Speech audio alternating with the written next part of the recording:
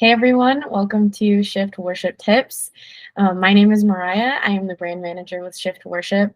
Today we have something unique. We are going over the collection Colorful Cosmos, and we're really excited to show you some more details about that.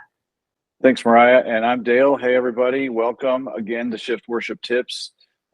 We are super excited to learn more about the Quick Editor. So obviously you can download things and use them in your slides, but what about custom editing? We know a lot of people like to use Photoshop and even Canva, but the cool thing about the Quick Editor at Shift Worship is that it's in the browser. You're able to do most everything you can do in a Photoshop or a Canva right on the site with every design we offer, which is super cool. So we're excited to have Jason, one of our talented designers of packs that you love, like the Colorful Cosmos that we have today. And so we are excited to have Jason walk us through some features of the Quick Editor. So let me turn it on over. Welcome, Jason.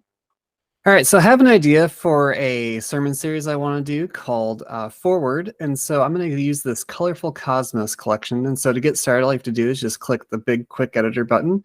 It'll take you right in there. You have a bunch of options to choose from, and so you can do either stills or motions. I think I want to do a motion title for this, which is a really cool feature of the Quick Editor. And you can choose any one of these backgrounds here or some of these pre-done titles. I think I'm going to just choose this blank one right here. And so you start off with just this text field right here and this one right here, and you can start editing your text if you want to. So I want to call this forward, so I'm just going to double click on this and just type in forward. It looks good. If you click out of it, it'll commit that change. This font's okay, but I think I want to use a different one. So if you just come down to this font button right here, you can choose a different font, and right now it's set to this yellowtail. So there's some fonts already bundled in. So there's a recommended, there's alternatives. But then you can also upload your own fonts if you want to. I have a bunch already put in here. If you ever want to upload your font, just go to this advanced use your own fonts. Then you can drag one in from your computer, or you can just click on this and upload it. I've already uploaded it because that's kind of boring to watch. And so I uploaded this one called, where is it? Summer Loving, which I think is really cool. And so I think that looks great. I'm going to change the color right here to white. So you can use this color picker, just change it to white or whatever color you want, obviously. I think that looks good.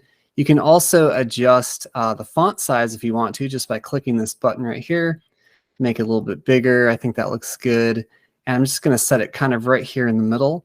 And I might, let's try moving it up here. I'm going to move this out of the way just for a second, move this back. And then what I want to do is put a bit of a drop shadow behind this. You can do a built-in drop shadow if you want to. It might not show up because I have such a dark background. But I think what I'm going to do instead is just duplicate this. And so if you come down here and click on your layers, you can actually duplicate this. And so now you have a duplicate version of this. And I'm going to go back to the text. I'm going to change this to a different color, maybe something like a nice, bright, vibrant purple or pink or something like that. I think that looks kind of cool. Something like that. And then back in your layers panel, if you click on back, it'll send it to the very back. And so now you kind of have a built-in drop shadow if you want that. And so I think that's looking pretty good. Okay, so now I have my subtitle here, and I'm going to change this to something like, let's do always moving. And so I got my text right there. If you ever want to not have it on two lines like that, just drag right here and this will pull it out like that. And you have plenty of space to work with. And I think I might go back to my text and just make it a little bit smaller. And there's also an option right here for the letter spacing. Let me move this up here so you can see it. You can basically change the spacing between the letters. I think that looks pretty good. I might do it just a tad bit more. That looks pretty nice. And let's do, instead of yellow, I'm going to change it to like a nice bright blue. Get kind of a retro 90s or 80s vibe or something going on like that. So move this down there.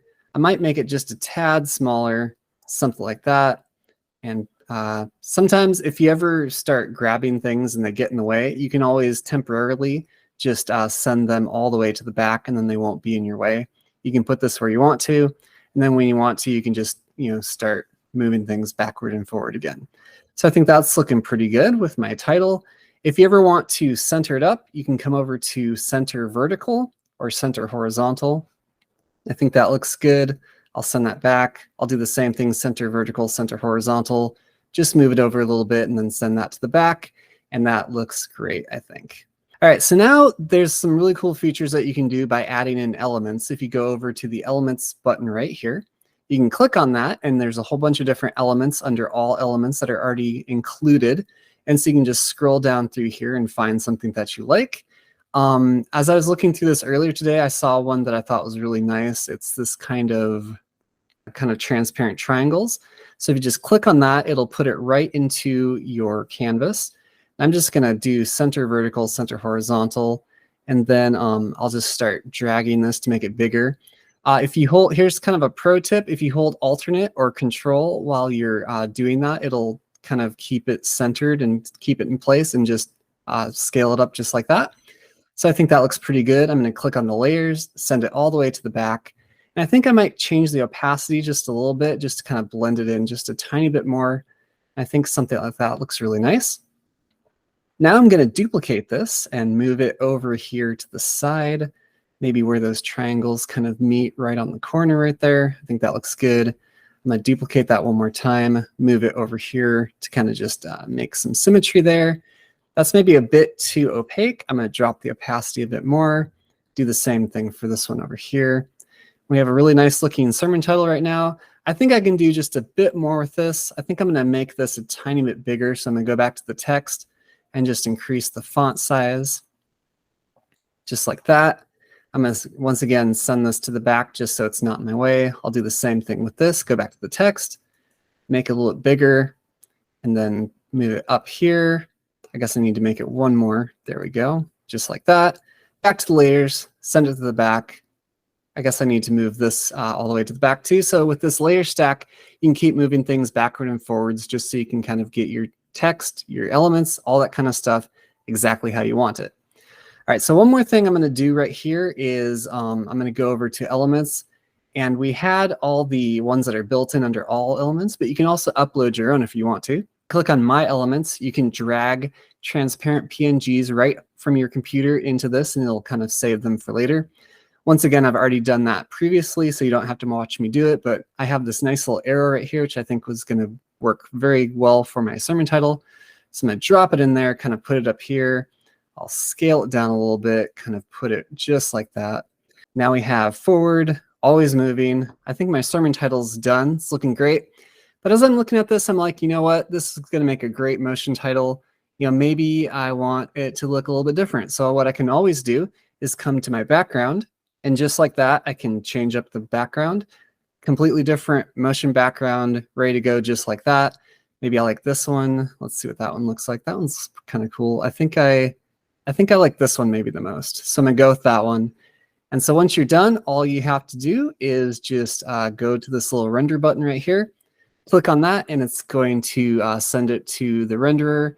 And eventually you'll get an email telling you that your render is ready to go. And you have a nice motion background ready to go. If you want just a still, you can always go to kind, change this to still, and then choose that